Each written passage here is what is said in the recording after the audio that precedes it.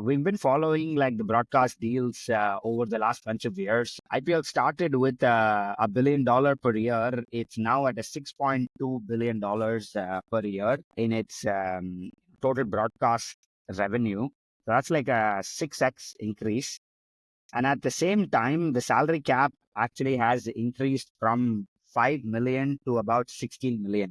That's like a 3x increase.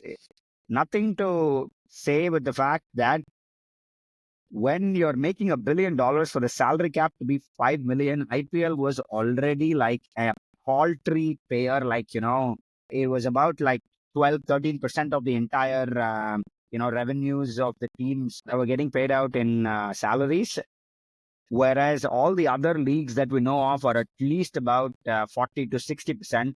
In some cases at the EPL, it goes up to like, 75% even. So with the 6x increase and like a 2.53x increase in salaries, I mean, it's good, I guess, but it is still a rounding error. The salary, how much they have increased it.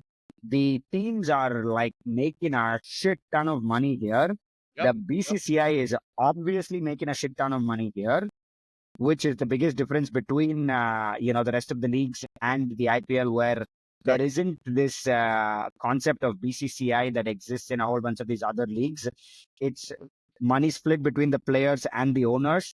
Here, BCCI takes 50% of the cut, which is like a completely new spin to like any professional league that exists. There's a lot of conflating between India and the IPL, which, I mean, at some point, I think this needs to be like figured out better, because off in the back of the IPL, BCCI making a whole bunch of money and then using that for international cricket, like that seems like there's a lot of confusion on where the money is being spent and who's actually like, getting the advantage of it.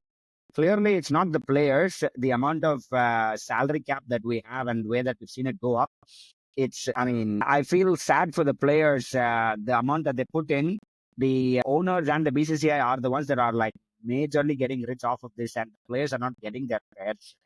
That's my point of view. And we've seen the next 2, 3 years, it's also going to go up by 10 crore each, which is like a million each, which, I mean, in total, like it's going to go down to like 3 or 5% of the entire broadcast deal that goes to the players, which is like, I mean, yeah, at some point, hopefully this gets sorted out.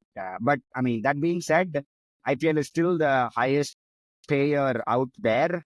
I guess that works to their advantage, but that doesn't mean there isn't a players union that is able to actually like, on the behalf of players, like negotiate, because these salaries to me are a borderline unacceptable what is happening right in the overall sense, IPL is still very, very focused on money making, like any sporting league should be.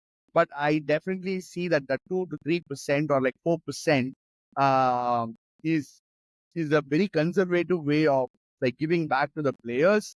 Let's talk a little more about how the sponsorship numbers have also gone up. I think year on year, there has been a 51% increase by the title sponsor as well. Tata is going to be a title sponsor till 2028, and every year they're doling out about 500 crores in a multi-year deal as well.